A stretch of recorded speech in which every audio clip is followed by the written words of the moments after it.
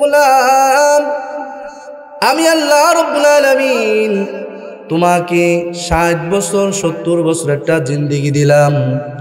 কিয়ামতের দিন আমি আল্লাহ তোমার থেকে 5টা প্রশ্ন করব। এই 5টা প্রশ্নের জবাব যদি তুমি গোলাম না দাও, আমার এই 5টা প্রশ্নের উত্তর যদি তুমি না দাও, তাহলে কিয়ামতের ময়দানে তোমার 1 ইঞ্চি পরিমাণ তুমি পাটা নাড়াইতে পারবা না। এর মধ্যে একটা হলো আন উমরিহি ফিমা আফনা। আমি আল্লাহ রাব্বুল আলামিন তোমাকে 60 থেকে 70 বছরের একটা জিন্দেগি দিলাম গোলাম। এই জিন্দেগি তুমি কোন কাজে কাটাইছো এর একটা হিসাব দিয়ে যাও। আল্লাহ রাব্বুল আলামিন ইয়া আইয়ুহাল্লাযীনা আমানুত্তাকুল্লাহ ওয়ালতানজুর নাফসুম মা কদ্দামাত লিগাদ ওয়াত্তাকুল্লাহ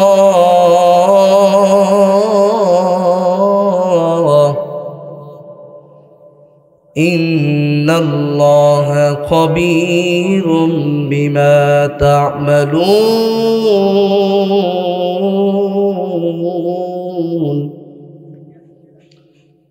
আল্লাহ রাব্বুল আলামিন মুমিনকে ডেকে বলে, রে মুমিন, ইত্তাকুল্লাহ, তুমি আমাকে ভয় করো। ওয়ালতানজুর নাফসুম মা কদ্দামাত লিগাদ, আর নিজের জন্য কিছু সামানা তৈরি করো। যেদিন দুনিয়ার বুকে ভাই মুসিবতে পড়লে বাবা আসে, মা মুসিবতে পড়লে সন্তান খুঁজে পাওয়া যায়। এমন একটা মুহূর্ত, এমন একটা দিন আসবে রে গোলাম, যেদিন কেউ কারো আপন হবে না, কেউ কারো আপন বলে পরিচয় দিবে না। সেদিনের জন্য কিছু সামানা জোগাড় করো। সেদিনের জন্য কি করো? কিছু আমল করে নাও। আমানুত্তাকুল্লাহ ওয়ালতানজুর নাফসুম মা কদ্দামাত লিগাদ, সেদিনের জন্য কিছু কাজ করে নাও, কিছু গোলামি করে নাও, ইবাদত করে নাও। যেদিন ভাই ভাইয়ের পরিচয় দিবে না রে গোলাম, মা তার সন্তানের পরিচয় দিবে না। বাবাকে গিয়ে বলবে, বাবা আমি তোমার একমাত্র সন্তান, আপনি আমাকে এই মুসিবতের সময় একটু সাহায্য করেন। বাবা বলবে, না না, আমার কোনো সন্তান নাই। মার কাছে বলবে, মা 10 মাস 10 দিন গর্ভে ধারণ করে লালন পালন করেছেন। মুসিবতে নয়,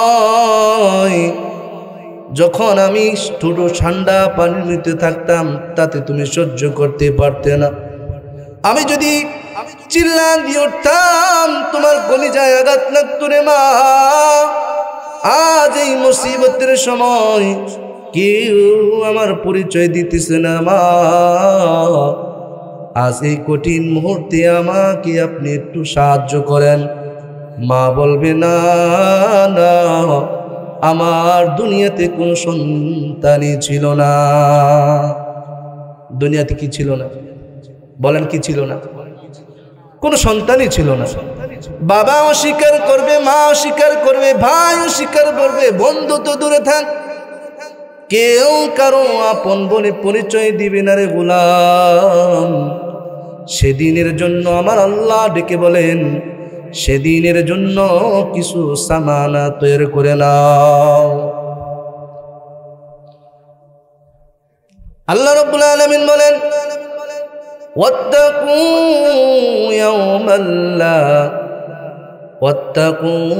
ইয়াওমান লা তাজজি নাফসুন আন নাফসিন শাইআ। এমন দিন আসবে, সেই দিনকে ভয় করো, যেদিন কেউ কারো উপকারে আসবে না, কেউ কারো কোনো কি। আল্লাহ রাব্বুল আলামিন এই জন্য বান্দাকে বারবার ডেকে বলে, রে গোলাম, আমি আল্লাহ রাব্বুল আলামিন তোমাকে 60 বছর 70 বছর একটা জিন্দেগি দিলাম। কিয়ামতের দিন আমি আল্লাহ তোমার থেকে 5টা প্রশ্ন করব। এই 5টা প্রশ্নের জবাব যদি তুমি গোলাম না দাও, আমার এই 5টা প্রশ্নের উত্তর যদি তুমি না দাও, তাহলে কিয়ামতের ময়দানে তোমার 1 ইঞ্চি পরিমাণ তুমি পাটা নাড়াইতে পারবা না।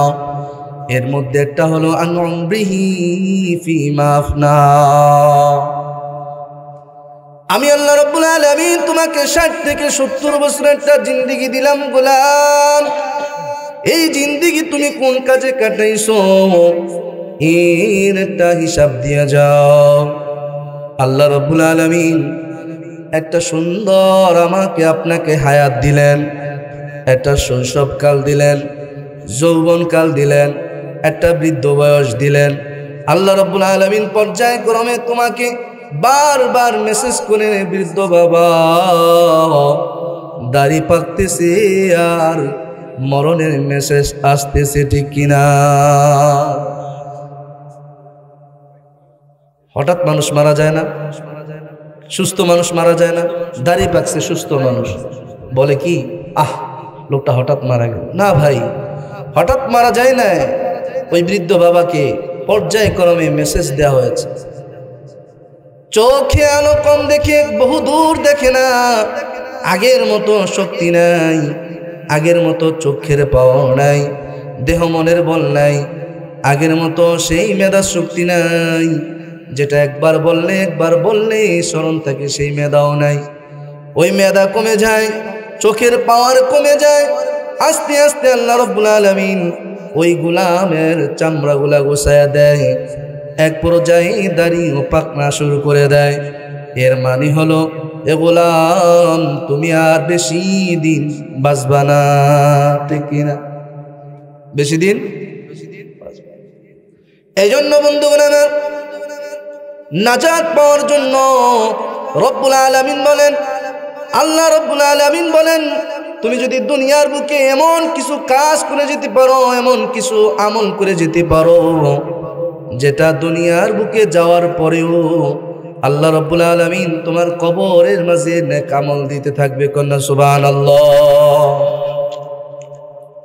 এমন কিছু আমল তুমি করে যাও, যেই আমলটা করার পরে তুমি কবরে শোয়ার পরেও আল্লাহ রাব্বুল আলামিন তোমার এই আমল করার কারণে এর নেক আমল তোমার কবরের মাঝে পৌঁছে দিতে থাকবে। কন্যা সুবহানাল্লাহ।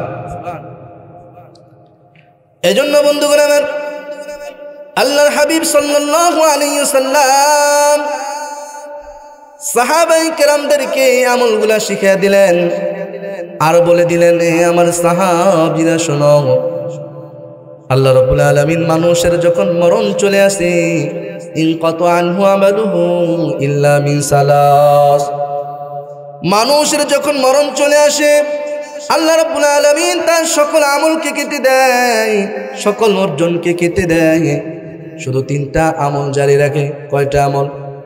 জোরে বলতে হবে কয়টা? সবাই বললে খুশি হতো, আর একটু জোরে বলেন, খুশি হতো। 3টা আমল। 1 নাম্বার হলো সাদাকাতুন জারিয়া, 2 নাম্বার হলো আও ইলমিন ইনতাফাউ বি, উপকারী ইলম, 3 নাম্বার হলো আও ওয়ালাদিন সালিহ, সৎ সন্তান।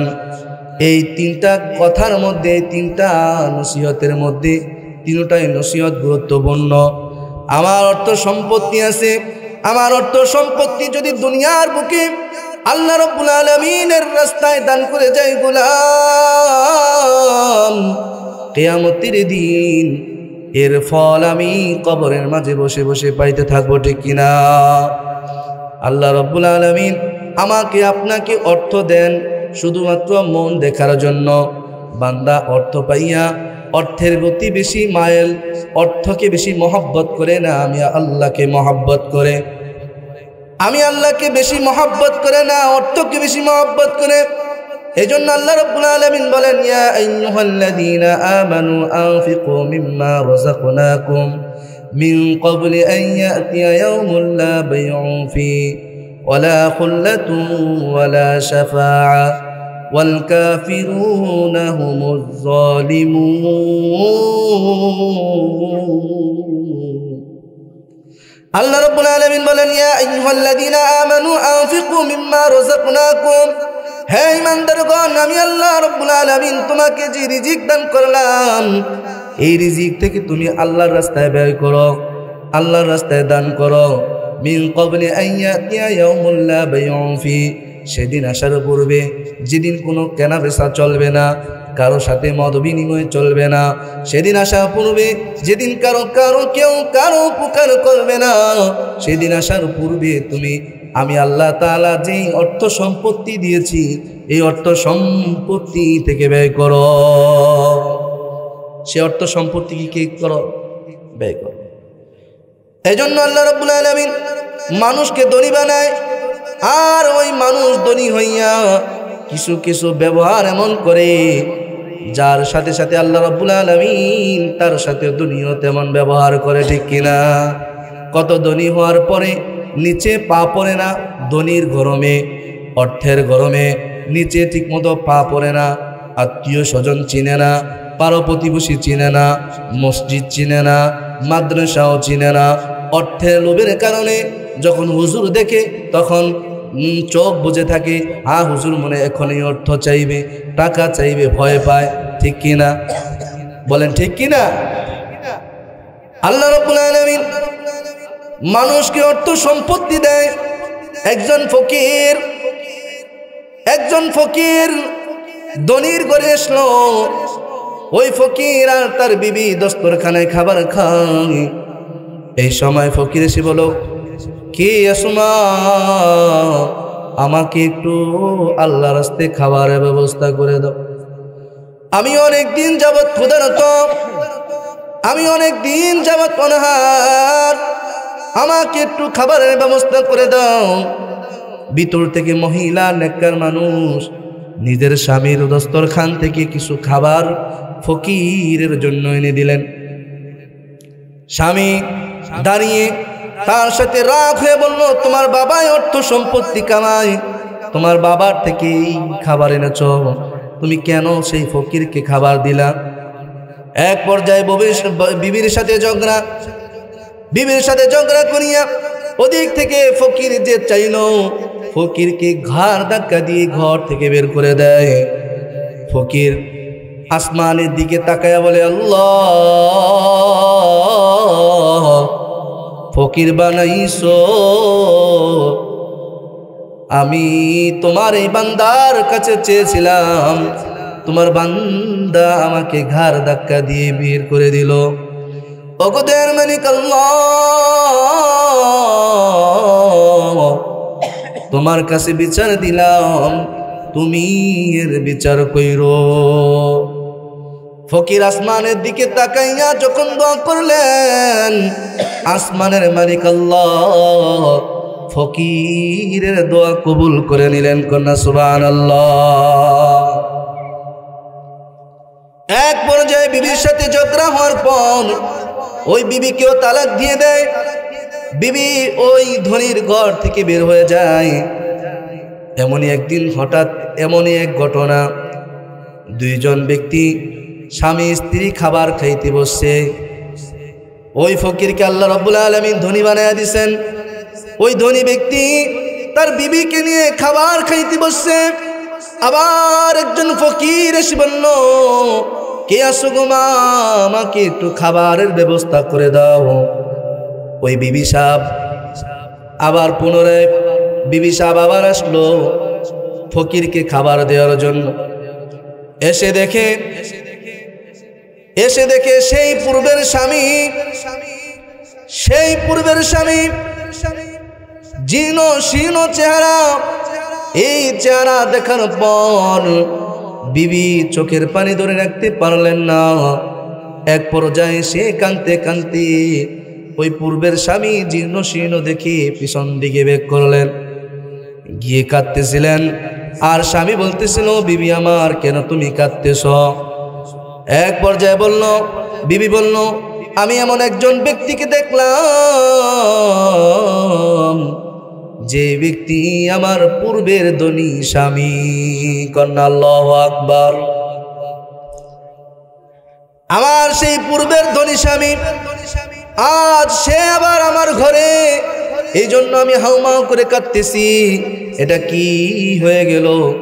আল্লাহর খেলা, বোঝা বড় দায়। ওই ফকির যাকে আল্লাহ তাআলা ধনী বানিয়ে দিয়েছেন, ওই ফকির বিবাহ করেছিলেন প্রথম ধনীর স্ত্রীকে। প্রথম ধনীর কে? স্ত্রীকে বিবাহ করেছিলেন। ওই ফকির বলতেছে, তাহলে তুমি শোনো আমি কে? আমি হলাম সেই ফকির, যেই ফকির তোমার কাছে ভিক্ষা করার জন্য খাবার চেয়েছিলাম, আর তোমার স্বামী আমাকে ঘাড় ধাক্কা দিয়ে বের করে দিয়েছেন। আজ আল্লাহ আমাকে তার জায়গায় নিয়ে গেছেন, আর তা আমার জায়গায় তাকে নিয়ে আসছেন। নদীর কুল ভাঙে ও কুল গড়ে, এই তো নদীর খেলা। সকাল বেলার দনিরে তুই ফকির সন্ধ্যাবেলা। নদীরে কুল ভাঙে ও কুল গড়ে, এই তো নদীর খেলা। সকালবেলা দনিরে তুই ফকির সন্ধ্যাবেলা। এই দন্ত তরুণারে মন, এই দন যেন কার, এই দনেরই অভিশাপে কেমনে হইবা পার। এই দনেরই অভিশাপে কেমনে হইবা পার। ঠিক কিনা? আল্লাহ বানাইতে পারেন কিনা? বলেন পারেন কিনা? সকালের ধনী, বিকালের ফকির। ঠিক কিনা? ও বন্ধুগণ আমার, যুবক ভাইরা আমার, আল্লাহ রাব্বুল আলামিন আমাকে অর্থ সম্পত্তি দিয়েছে, এটা আল্লাহ তাআলার পক্ষ থেকে আমানত। এই আমানতের খেয়ানত যখন হবে কিয়ামতের ময়দান, যেদিন কেউ কারো আপন নয়, ওই অর্থ সম্পত্তিকে একটা পোল্টা বানাইয়া, ইয়াউমা ইউহমা আলাইহা ফি নারি জাহান্নাম ফাতুকওয়া বিহা জিবাবুহুম ওয়া জুনুবুহুম ওয়া যুহুরুহুম হাদা মা কানাজতুম লিআনফুসিকুম ফাযুকু মা কুনতুম তাকনিজুন।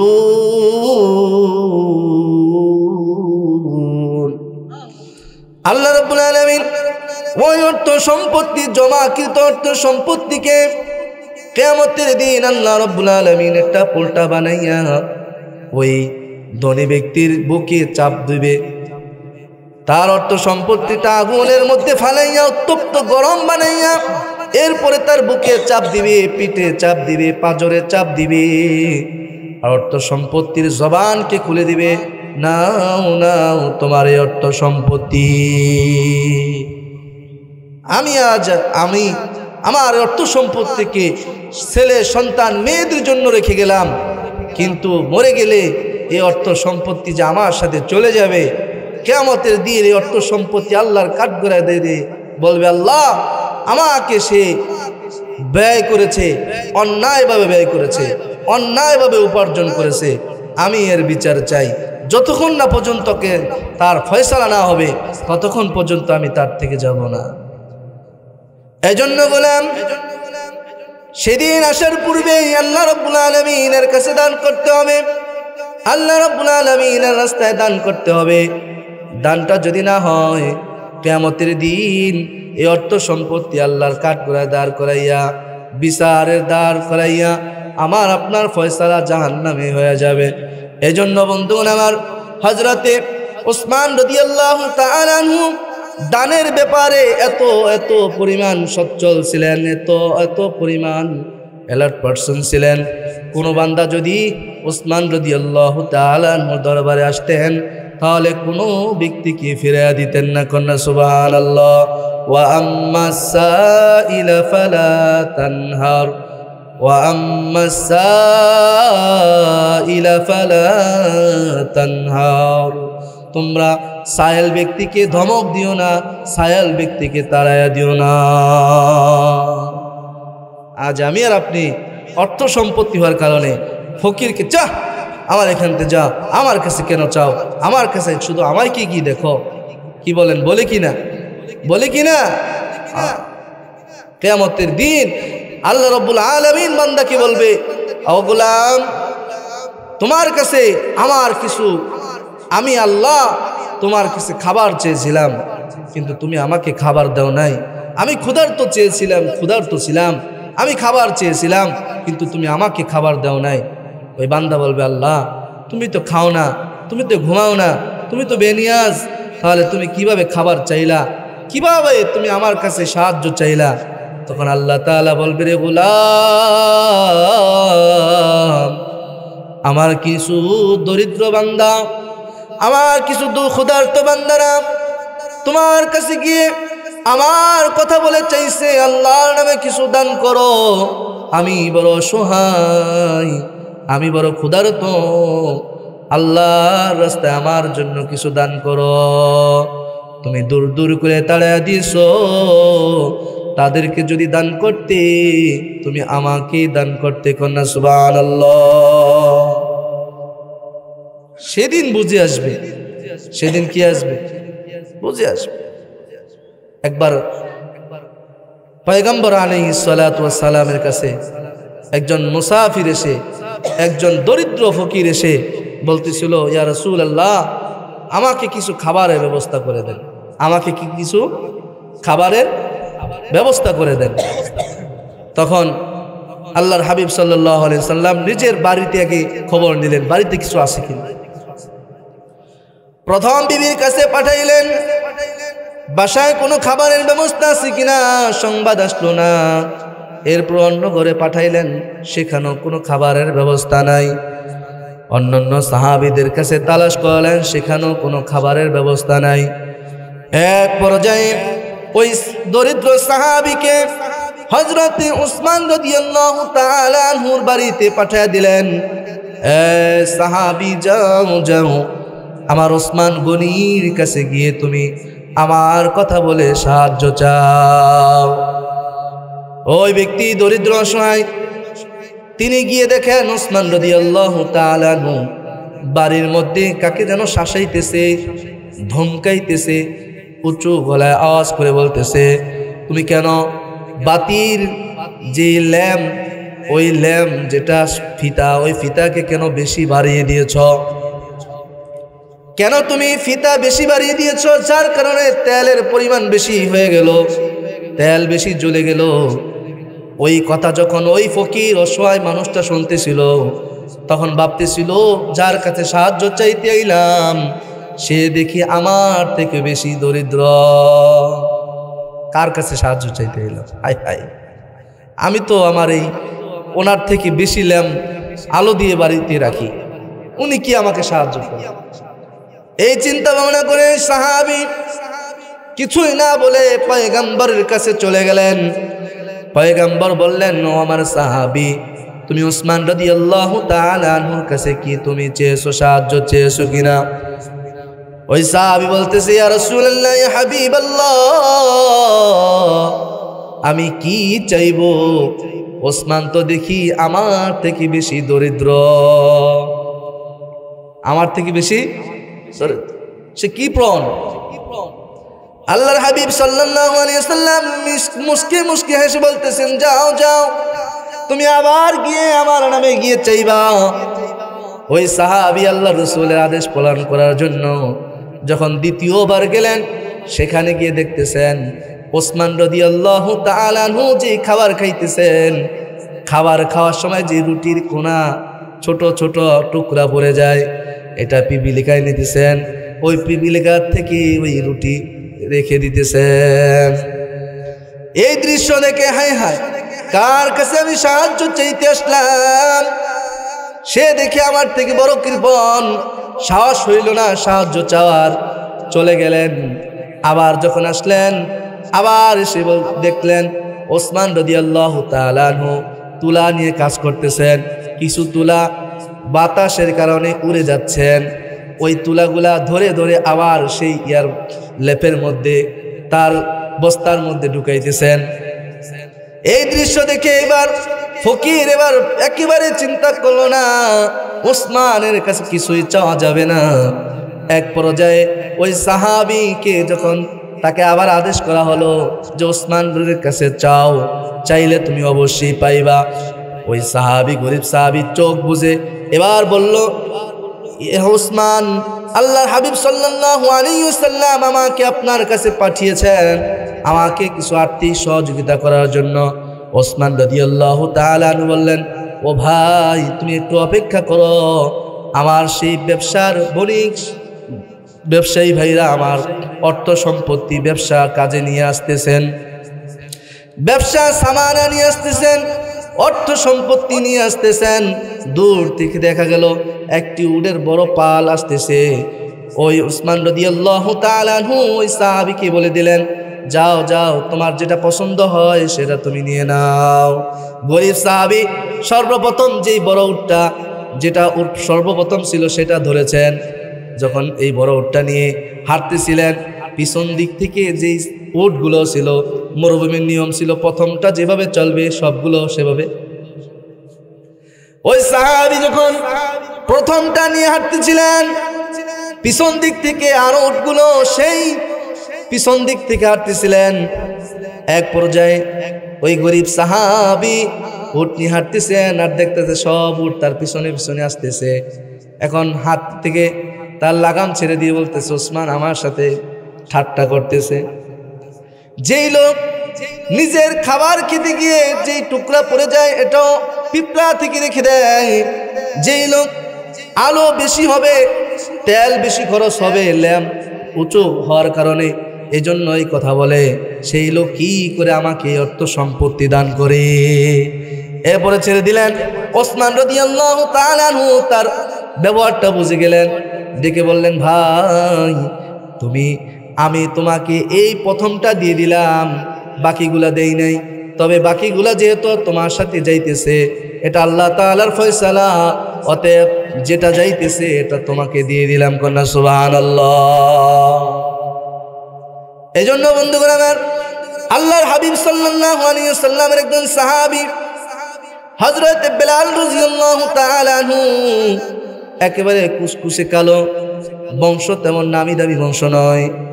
ওই সাহাবীকে বললেন, ইয়া বেলাল আনফিক, ইয়া বেলাল লা তাখশা মিন যিল আরশি ইকলালা। হে বেলাল, তোমার যা আছে তা থেকে তুমি আল্লাহর রাস্তায় দান করো।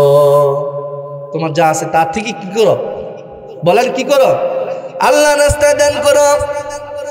বেলাল রাদিয়াল্লাহু তাআলা আনহু ওই সময় তার পরনে শুধুমাত্র একটা লুঙ্গি ছিল, যেটা পরে তার লজ্জাস্থানটাকে রেখে রাখেন। এমন অবস্থা আমাদের এখানে কার কার আছে? হাত উঠাই তো দেখি। শুধু লুঙ্গি পরে আছে, উপরে জামা নাই, নিচেও জামা নাই, আছে এমন কেউ? বেলাল রাদিয়াল্লাহু তাআলা আনহুকে আল্লাহর হাবিব বললেন, বেলাল আনফিক ইয়া বেলাল লা তাখশা মিন যিল আরশি ইকলালা। বেলাল, তোমার যা আছে তা থেকে তুমি দান করো। কন্যা সুবহানাল্লাহ। পয়গম্বর বললেন, ইয়া আনফিক ইবনে আদম উনফিক আলাইহি বনি আদম, তুমি আল্লাহর রাস্তায় দান করো। যদি তুমি আল্লাহর রাস্তায় দান করো তাহলে আল্লাহ রাব্বুল আলামিন তোমাকে আর অর্থ সম্পত্তি বাড়ায়া দিবে। কন্যা সুবহানাল্লাহ। আর অর্থ সম্পত্তি বাড়ায়া দিবে। আর অর্থ সম্পত্তি যার দান করে বেশি যে ব্যক্তি, আল্লাহ রাব্বুল আলামিন ওই ব্যক্তি থেকে বালা মুসিবত দূর করে দেন। কন্যা সুবহানাল্লাহ। আল্লাহর হাবিব সাল্লাল্লাহু আলাইহি ওয়াসাল্লাম বলেন, আস-সাদাকাতু তারুদ্দুল বালা। কোন আল্লাহর গোলাম যদি সদকা করে, আল্লাহ রাব্বুল আলামিন ওই বান্দা থেকে বালা মুসিবত দূর করে দেন। কন্যা সুবহানাল্লাহ। আল্লাহর হাবিব সাল্লাল্লাহু আলাইহি ওয়াসাল্লাম বলেন, সাবাতুন ইযুল্লুহুমুল্লাহু ফি যুল্লিহি ইয়ামা লা যুল্লা ইল্লা যুল্লু। আল্লাহ রাব্বুল আলামিন কিয়ামতের দিন আরশের ছায়া ব্যতীত কোনো ছায়া থাকবে না। সেই মুসিবতের সময় আল্লাহ রাব্বুল আলামিন 7 শ্রেণীর মানুষকে ছায়া দান করবেন। কয় শ্রেণীর মানুষ? জোরে বলেন, কয় শ্রেণীর মানুষ? 7 শ্রেণীর মানুষকে। তার মধ্যে এক শ্রেণীর মানুষ থাকবে, ওরজুলুন তাসাদ্দাকা বিসাদাকাতিন হাত্তা লা তা'লামু শিমালুহু মা তুনফিকু ইয়ামিনুহু। এমন একজন ব্যক্তির দান, যে ব্যক্তি ডান হাতে দান করেছে বাম হাত টের পায় না। এমন একজন ব্যক্তিকে আল্লাহ রাব্বুল আলামিন কিয়ামতের মুসিবতের সময় আরশের নিচে ছায়া দান করবেন কন্যা সুবহানাল্লাহ। এমন সাথী হতে কারা কারা রাজি আছে? আল্লাহকে হাত দেখাই। আল্লাহ কবুল করেন, জোরে বলেন আমিন। আল্লাহ আমাদের দান, আমাদের মন, আমাদের অর্থ সম্পত্তি, আমাদের জীবনকে কবুল করেন, সকলে বলে আমিন। আল্লাহ রাব্বুল আলামিন বলেন, ইন্নাল্লাহা ইশতারা মিনাল মুমিনিনা আনফুসাহুম ওয়া আমওয়ালাহুম বিআন্না লাহুমুল জান্নাহ। আমি আল্লাহ রাব্বুল আলামিন মুমিনের জান এবং মালকে ক্রয় করে নিয়েছি জান্নাতের বিনিময়ে। কিসের বিনিময়? জান আল্লাহর, মাল আল্লাহর গোলাম। জান দিয়েছেন আল্লাহ, মাল দিয়েছেন কে? জোরে বলেন, মাল দিয়েছেন কে? অর্থ সম্পত্তি কার দান?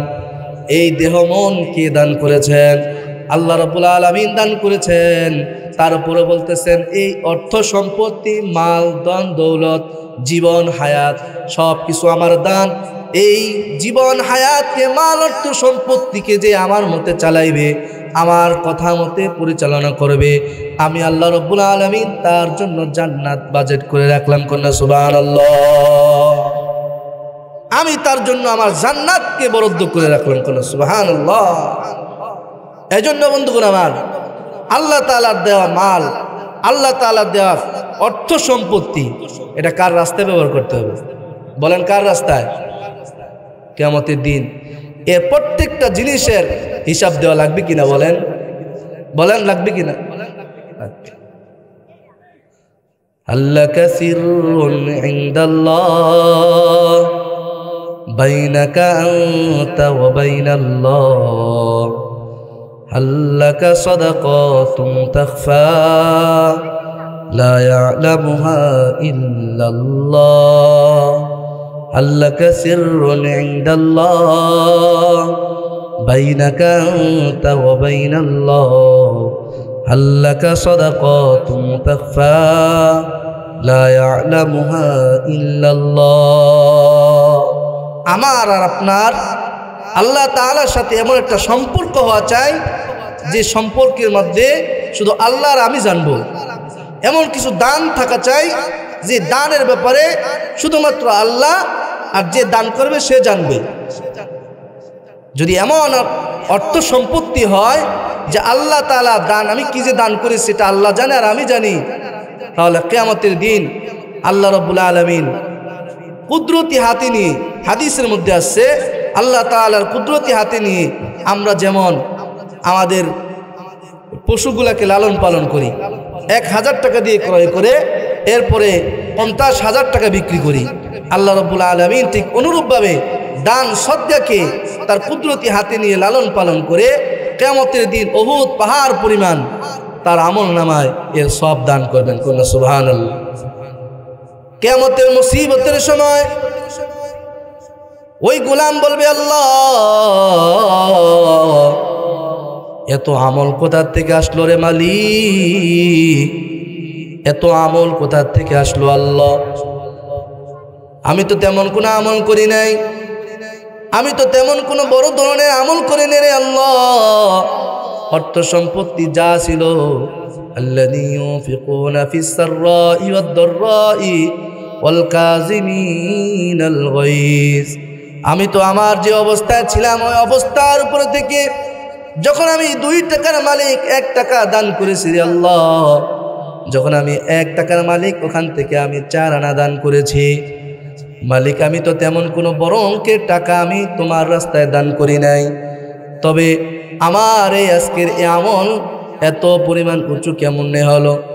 রব্বুল আলামিন বলবেন, ও আমার গোলাম, যখন তুমি ইখলাসের সাথে 1 টাকা দান করেছ, আমি আল্লাহ রব্বুল আলামিন আমার কুদরতি হাতে নিয়ে সেটাকে লালন পালন করে উহুদ পাহাড় পরিমাণ তোমাকে দান করলাম। কন্যা সুবহানাল্লাহ।